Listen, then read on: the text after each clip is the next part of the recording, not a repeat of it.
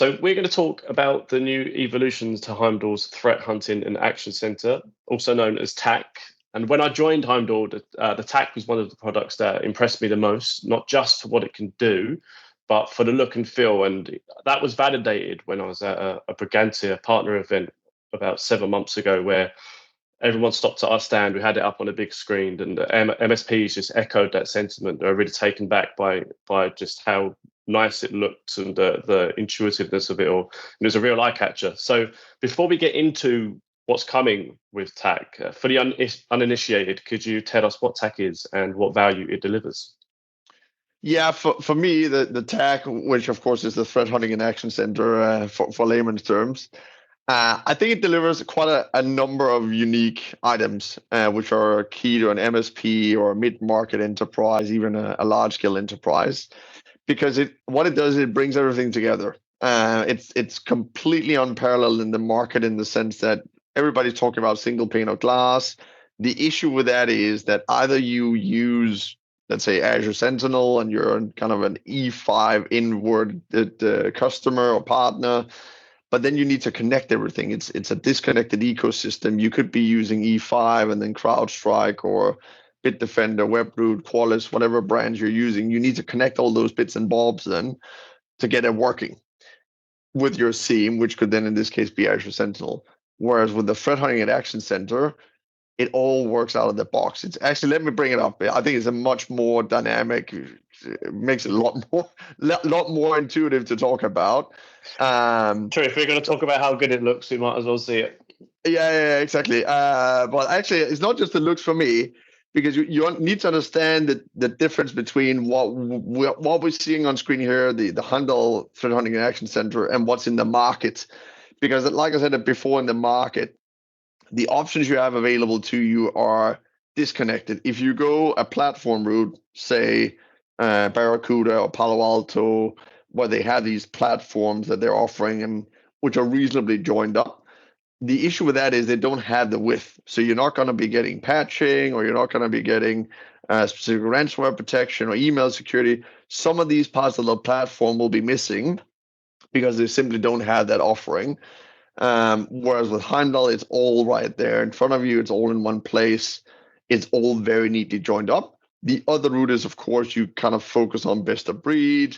You take CrowdStrike, you take some Microsoft tools, you take Qualys for patching, and then you kind of bind that up with a SIEM, which could be Splunk or Azure Sentinel. But then you need to connect all those bits and bobs. And with either of those two routes, the actioning becomes very cumbersome. So getting to the result of actioning and getting the overview, it becomes very cumbersome because you need multiple logins, multiple platforms to actually then either get the overview or do the actioning of the outcomes that you're seeing on the screen. Whereas with the Heimdall TAC portal, it's everything in one place. So everything you're seeing down here on the left, and this is really where it differentiates in my book, is DNS security, vulnerability and patching, firewall management, antivirus management, ransomware protection, application control, email security, email fraud. All of those dynamics flow into one kind of overview of the risk down here. You get one combined risk score of your state, and then you can start navigating through that. And the visualization, like you kind of intro with, it's unparalleled because you get kind of DNS attacks mapped out on the globe or firewall attacks mapped out on the globe, depending on the endpoint. And you can deep dive into the risk. Where's it coming from? So if I load up one endpoint, I'll stop talking. We can move on. But if I load up one endpoint, I can then see where's the risk coming from. I get the endpoint score, and I get the endpoint score over time. Whereas in the other view, it was the estate score and the estate score over time. It's just much simpler, and we have all the actions built into the portal. I can action everything directly from here, depending on what the threat is. That is the unparalleled piece of it, where it becomes so simple to actually use a very complex tool that you get a lot more value from it. That's what stands out for me. So the traditional user would, or not of TAC, but the traditional professional would be using a series of different tools and trying to pull in different information from different places. And is that's the differentiating part, is that this is all right here and easy for you to see and understand? And Yeah, I think it depends on your use case a little bit. Yes, that's one differentiator.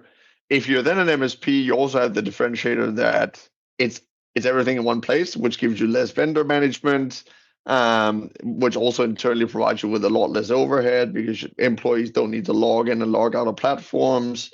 So, one use case is yes, it's kind of everything in one place, but then there's all these benefits stemming from that, which kind of derives a lot of other benefits as well.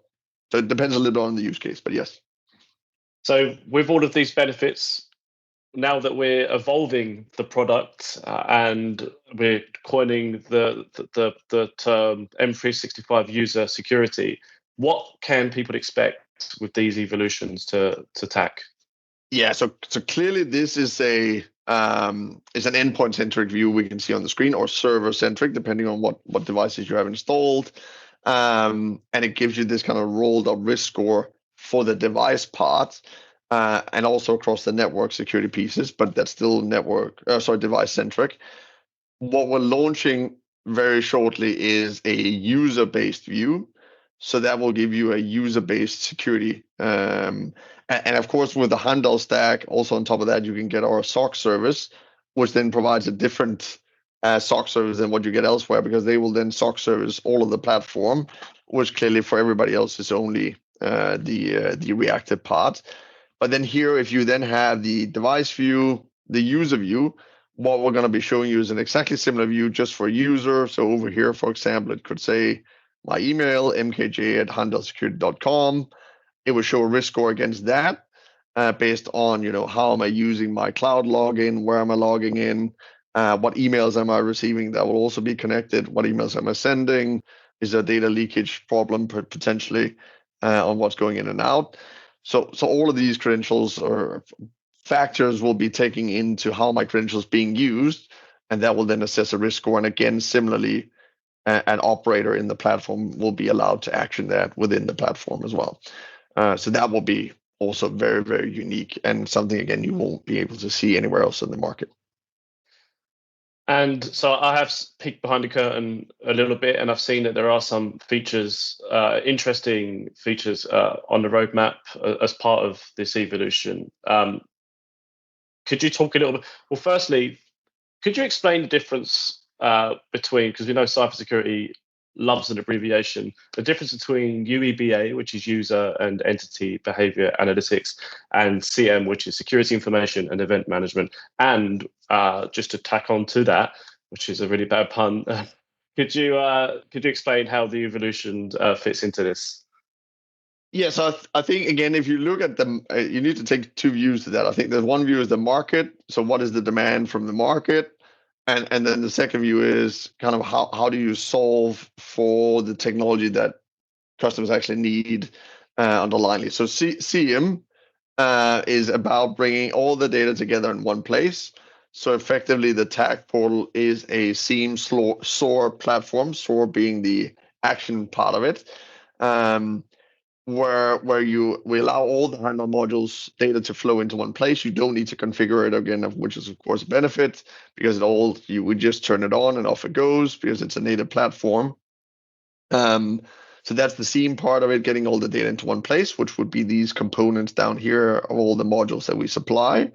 And then the SOAR piece of that will be all the actioning that we can do in the action center from each of these verticals. And then to your UEBA point, is about analyzing all that user behavior, all the user telemetry, which in our case will then be how users logging in across your Azure estates. And then also, how are you using your email? What are you sending, receiving? How high is the risk there? But UEBA can also be more than that. So it can be, if it's plugged into Salesforce or whatever an estate might be using, it can also be those risks coming from there. But in our case, it will be how is your login exposed, which is the most common use case. And then also the part about how are you using your email, which is a not normal use case, but something we're including in that pricing. And I know I'll just list a few of the features that I've seen. So that's advanced sandboxing, enhanced alerting and reporting, tailored specifically for MSPs and MXDR. UABA and M365, I think that's how you phrase it, protection and comprehensive firewall analytics. Could you just, because M365 user security, could you just explain a little bit about the M365 part of that? Yeah, so the reason that's M65 is, of course, that we kind of connect that to all of the Microsoft ecosystem that most customers are using. So everything kind of when you log into your Microsoft ecosystem, that will be tied back to this user security feature that we're launching, which again is in the UEBA space, and how you monitor the user's behavior and what is then the risk stemming from that user. So those are kind of in one bucket. Let me see if I can remember all the topics you raised. Then kind of downstream towards the end of the year, as you correctly said, we're focusing on launching external firewall integrations, because Heimdal is not a hardware supplier, and nor do we want to be.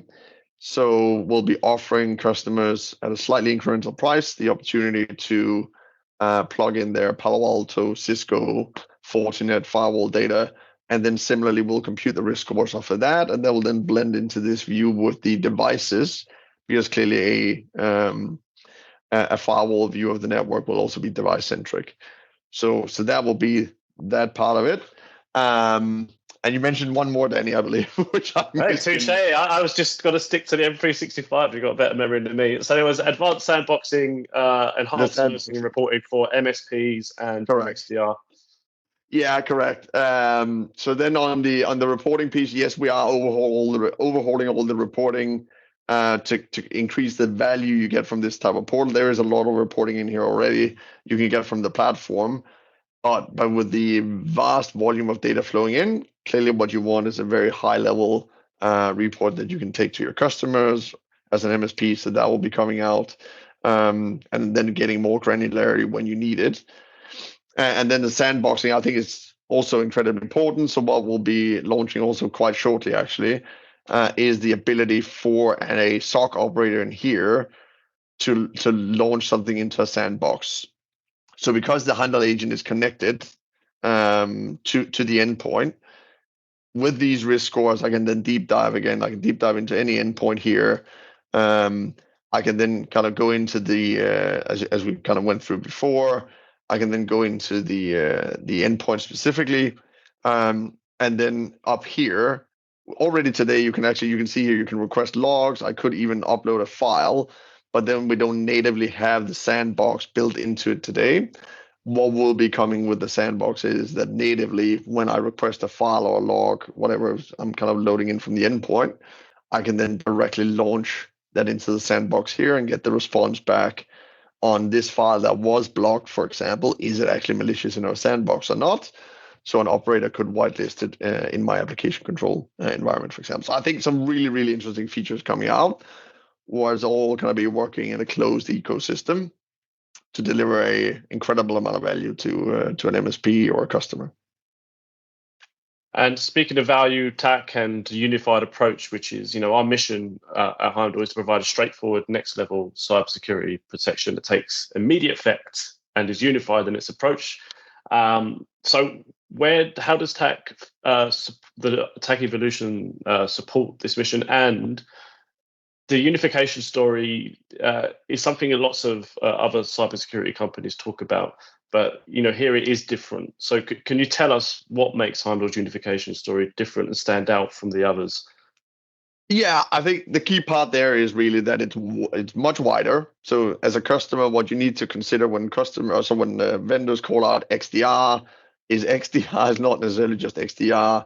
It's about the width of that coverage that you're getting from your vendor. This is the widest stack available to you as a cybersecurity stack, and something you need to take into consideration. So when somebody calls out XDR, just make sure you make a like-for-like comparison about the coverage of that platform. And then I think kind of in Heimdal's unification role and where we stand in the market as a whole, I mean, I think we have a very, very unique opportunity here. It is a phenomenal piece of technology, piece of kit. The way you can use it is unparalleled to other platforms because you have the SOAR capability built in. You don't need to configure it and set it up. You just turn it on, works out of the box. You can overlay it with the SOC if you want to. the flexibility and the usability is literally out of this world at the moment compared to what you can find elsewhere. So that is, in my view, where we are sitting in the market and what the direction we continue to travel.